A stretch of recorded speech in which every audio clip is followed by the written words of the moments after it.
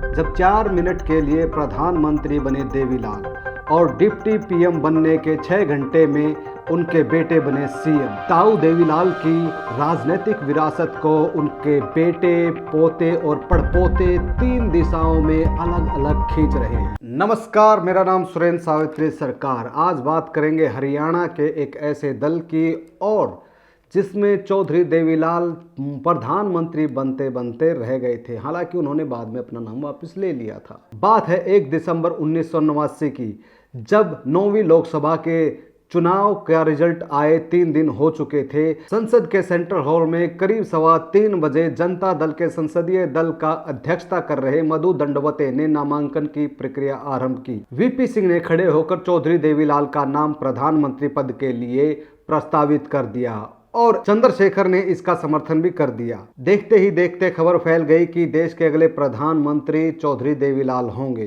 राजधानी के पत्रकारों के लिए यह चौंकाने वाला घटनाक्रम था। बाद में वरिष्ठ पत्रकार इंद्रजीत बधवार ने अपने इंडिया टुडे के लेख में लिखा कि देश विदेश के अखबारों को यह खबर 4 मिनट में ही वापस लेनी पड़ी, क्योंकि चौधरी देवीलाल ने अपना नाम वापस ले लिया था और वीपी सिंह का नाम आगे कर दिया था। इसके अगले दिन चौधरी देवीलाल ने एक बार फिर सबको चौंकाया। उनके उप प्रधानमंत्री के शपथ लेने के 6 घंटे बाद ही अपने बड़े बेटे ओम प्रकाश चौटाला को हरियाणा के मुख्यमंत्री पद की शपथ दिलाई गई। इस तरह उसी दिन चौधरी देवीलाल ने अपनी राजनीतिक विरासत का उत्तराधिकार भी घोषित कर दिया। दरअसल 1987 के विधानसभा चुनाव में लोक दल की जीत के बाद चौधरी देवीलाल दूसरी बार मुख्यमंत्री बने थे। साल भर तक सब कुछ ठीक ठाक चलता रहा। फिर उनके गृह मंत्री संपत सिंह को लेकर एक बवाल हो गया कि उन्होंने पैसे लेकर, रिश्वत लेकर कांस्टेबलों की भर्ती की है। संपत सिंह ओम प्रकाश चौटाला के करीबी माने जाते थे, लेकिन जिस अधिकारी ने इस बात का खुलासा किया था वो अधिकारी उसकी सरकार में रहे रणजीत सिंह चौटाला का करीबी माना जाता था। भारी दबाव के बीच जब संपत सिंह को यह पता चला कि उन्हें को बर्खास्त किया जा सकता है,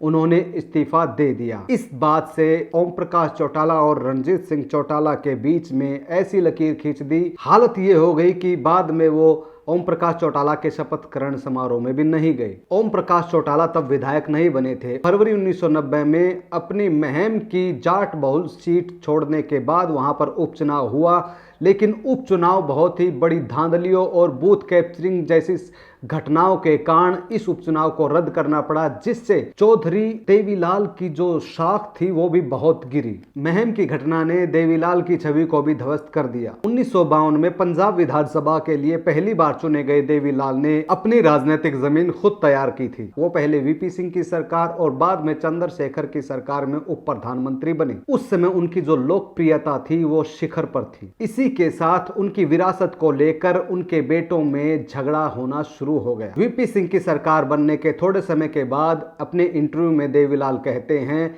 कि भाजपा एक्सीलेटर है, लेफ्ट पार्टियां ब्रेक हैं और मैं उस गाड़ी का ड्राइवर हूं। ताऊ की राजनीतिक विरासत की गाड़ी को आज उनके बेटे, पोते और पड़पोते अलग अलग दिशाओं में खींच रहे हैं। इस बात का पता हमें हाल में लोकसभा चुनाव में जो उम्मीदवार खड़े किए गए हैं उनसे पता चलता है।